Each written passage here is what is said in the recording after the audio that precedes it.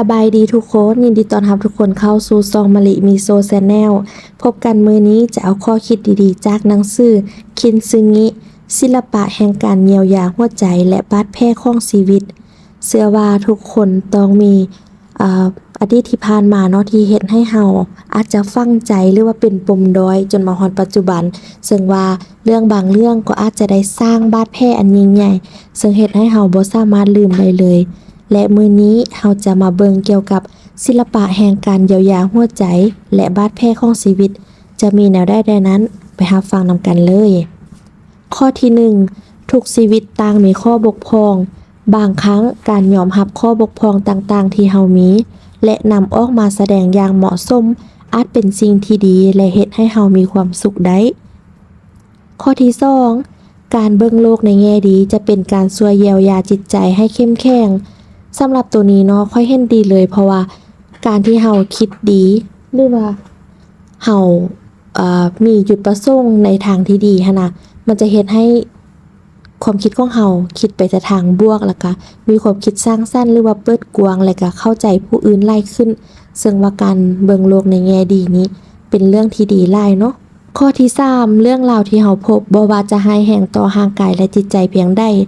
เฮาก็จะบ่มีวันกลับไปเป็นแบบเก่าแต่เฮาควรพิจารณาว่าเรื่องราวนั้นเหตุการณ์นั้นจะส่งผลให้เฮาเป็นคนดีกว่าเก่าได้แนวใดข้อที่ 4เฮาบ่สามารถย้อนเวลาเปลี่ยนแปลงอดีตได้การยอมรับความจริงกับสิ่งที่เป็นอยู่การมีสติมีสมาธิและอยู่กับปัจจุบันและเปลี่ยนมุมมองเหตุการณ์สิ่งที่เกิดขึ้นจะเฮ็ดให้เฮามีความรู้สึกที่แตกต่างไปจากความรู้สึกเดิมและจะเฮ็ดให้เฮารู้สึกดีขึ้นข้อที่ 5การสร้างมโนภาพว่าตัวเฮาเป็นคนดีมีความสุขจะช่วยให้เฮาก้าวข้ามผ่านสิ่งต่างๆในชีวิตได้บางครั้งเนาะเฮาก็ต้องจินตนาการในเรื่องที่ดีขึ้นมาถึงว่าเฮาอาจจะพบเรื่องที่บ่ดีในมื้อนั้นแล้วมันจะเฮ็ดให้เฮานี่คิดว่าเฮาอาจจะขอบใจเรื่องนั้นที่ว่าเกิดขึ้นอาจจะเป็นบททดสอบหรือว่าเป็นบทเรียนก็ได้ข้อที่ 6ให้คิดว่าสิ่งร้ายๆที่เข้ามาห่างกายหรือจิตใจเฮานั้นเป็นสิ่งที่เฮ็ดให้เฮาแข็งแกร่งขึ้นดีขึ้นและสิ่งร้ายๆเหล่านั้นเมื่อเฮายอมรับเข้ามาในชีวิตเฮาก็ยอมเอามันออกไปได้เช่นกันข้อที่ 7การที่เฮาจะปรับปรุงตัวให้ดีขึ้นก่อนอื่นเฮาต้องเบิ่งตัวเฮาให้ออกว่าเฮารู้จักตัวเองดีพอแล้วบ่อันใดเป็นข้อดีของเฮาอันใดเป็นข้อด้อยจุดเด่นและจุดด้อยก็ให้พิจารณาตัวเองก็คือการรู้จักตนเองและสิ่งใดที่เฮาสามารถแก้ไขได้เฮาก็แก้หรือว่าเฮาจะซอกวิธีอื่นที่ว่าบำบัดจิตใจเฮาได้ข้อที่ 8ข้อด้อยหรือนิสัยที่บ่ดีเฮาจะต้องรีบแก้ไขด่วนแต่ก็อย่าฟ้าวเฮ็ดไปอย่างรีบด่วนหรือว่าอย่างไวหวาโดยที่บ่ได้คิดพิจารณาไตร่ตรองสิ่งที่ดีก็คือค่อยๆเฮ็ดค่อยๆไปและค่อยๆแก้เทื่อละบัญหาข้อที่ 9สิ่งใดที่เป็นข้อเด่นหรือการกระทำที่แสดงตัวตนที่แท้จริงออกมาที่เฮ็ดให้เฮามีชีวิตชีวาหรือมีความสุขให้นำมันออกมาพัฒนาศักยภาพเฮาอย่างเต็มที่ก็คือการเป็นตัวของตัวเองเนาะบางครั้งเฮาก็บ่จำเป็นต้องเอาตัวเองไปเปรียบเทียบหรือไปเฮ็ดคือคนอื่นสิ่งใดที่เฮาคิดว่าอันนี้แม่นตัวตนของเฮาเฮ็ดแล้วสบายใจเฮาก็เฮ็ดออกมาโลดเนาะข้อสุดท้ายก็คือข้อที่ 10จงปล่อยวางหรือทิ่มสิ่งที่กระทบตัวเฮาในทางที่บ่ดี